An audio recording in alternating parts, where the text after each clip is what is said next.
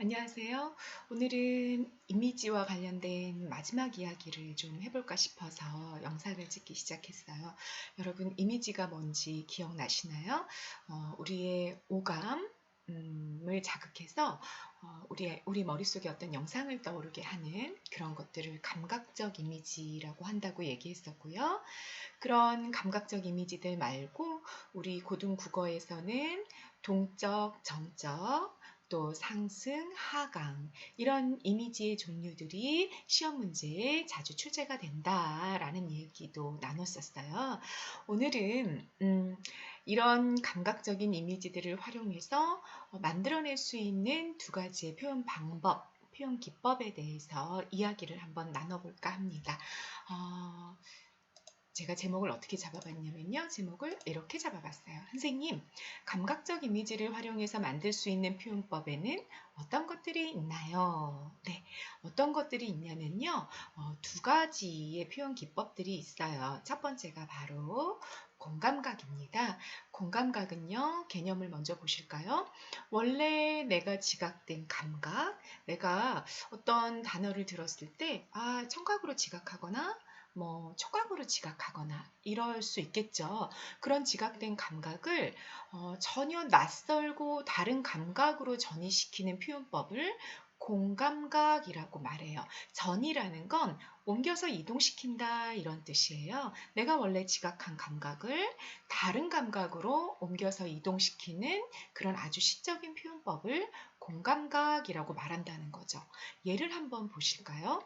풍금 소리가 쌓이고, 자, 원래 내가 어떤 감각을 느낀 거죠? 풍금 소리니까. 네, 소리를 들은 거예요, 소리를. 그런데 시 안에서 그 소리가 쌓였다라고 표현한 거죠. 어떤 감각으로 바꾼 걸까요? 네, 여러분 한번 생각해 보세요. 제가 답은 이따 알려드릴게요. 동해 쪽빛 바람에. 자, 어떤 감각을 먼저 느낀 거죠? 동해 쪽빛 바람에. 자, 바다에 간 거죠? 바다에서 바람을 맞은 거예요. 그러면 우리는 어떤 감각의 자극을 받은 걸까요? 그걸 쪽빛 바람이라고 표현했어요. 자, 어떻게 감각의 이동이 일어나는지 한번 느껴보실까요? 국화향기 흔들리는. 자, 이렇게 길을 가다가 가을이었나 봐요. 국화꽃이 쫙 피었는데 여러분 어떤 감각을 느낀 거예요? 향기를 맡았겠죠. 근데 그 향기를 흔들린다라고 표현했어요. 어떤 감각의 전이가 있었을까요? 네. 게으른 금빛 울음. 어디 시골길을 가고 있는데요. 소가 음메 하고 울었어요. 네, 어떤 감각으로 지각했죠? 네, 울음을 들은 거잖아요. 소의 소리를 들었는데 그걸 금빛 울음이라고 표현한 거예요. 마지막에도 보실까요? 피부의 바깥에 스미는 어둠. 자, 너무너무 깜깜한데 바깥으로 나간 거예요. 그러면 어떤 감각으로 지각을 먼저 했을까요? 네, 밖이 깜깜했다니까요. 그런데 그걸 스미는 어둠 이렇게 표현한 거죠. 네, 여러분 감각이 옮겨져서 이동했다는 게 어떤 건지 좀 느낌이 오시나요? 네, 여러분들이 생각했던 게 답이 맞는지 한번 확인해 보세요. 네, 풍금 소리가 쌓였다는 거, 소리를 들은 거예요. 풍금이 연주되는 소리를 들었는데 그 청각을 쌓인다라는 시각으로 바꿔낸 거죠. 청각의 시각화가 일어난 겁니다. 쪽빛 바람에 바닷가에 가서 바람을 맞았어요. 촉각으로 자극을 받은 거죠. 그런데 이 촉각을 쪽빛이다, 남빛이다, 남색의 색깔이다. 그래서 시각으로 바꾼 거예요. 국화향기 흔들리는 자 향기를 맡았죠. 냄새를 맡은 거죠. 후각이에요. 그런데 그게 흔들리다 해서 시각으로 바꿔낸 표현이고요. 바깥으로 나갔어요. 너무너무 깜깜한 어둠이었어요. 시각으로 내가 지각을 한 거죠. 근데 그걸 피부의 바깥에 스민다. 그래서 촉각인 것처럼 바꿔놓은 거예요. 시각의 촉각화가 일어난 겁니다.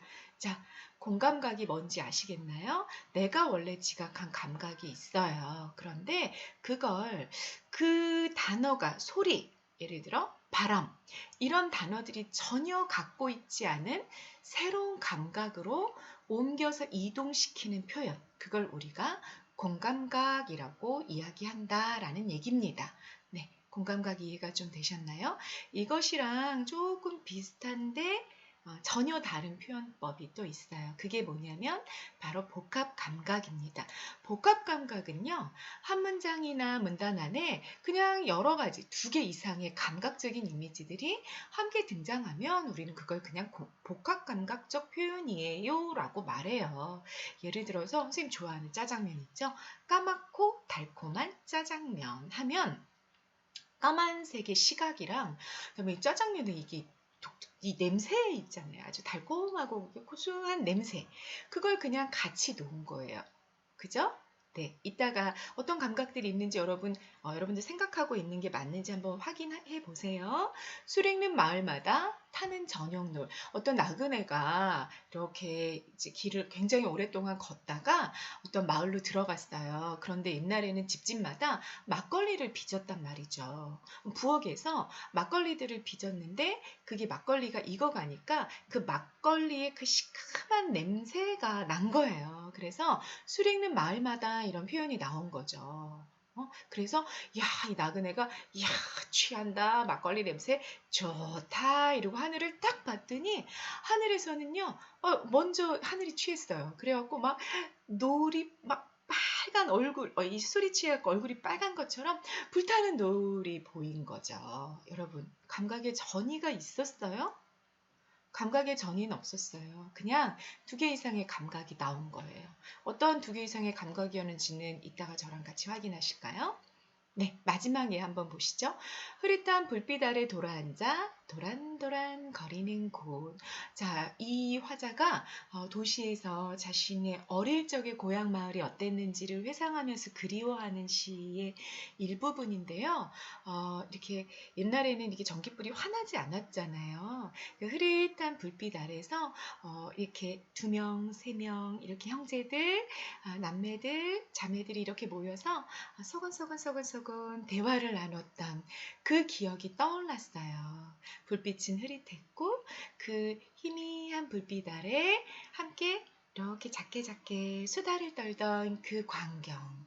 여기에도 감각의 이동, 낯선 감각으로의 전이는 없었어요. 그냥 두 개의 감각이 함께 나왔을 뿐이죠.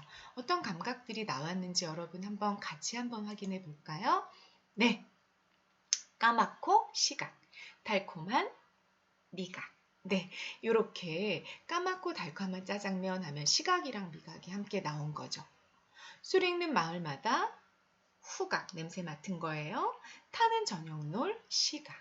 네, 이렇게 두 개의 감각이 함께 나왔던 거죠.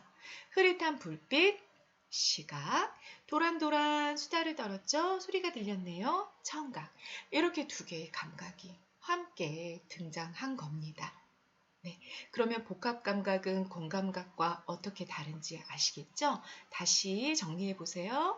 공감각은 어떤 하나의 내가 인지한 감각이 전혀 낯선 그 단어가 갖고 있지 않은 새로운 감각으로 이동하는 것이다.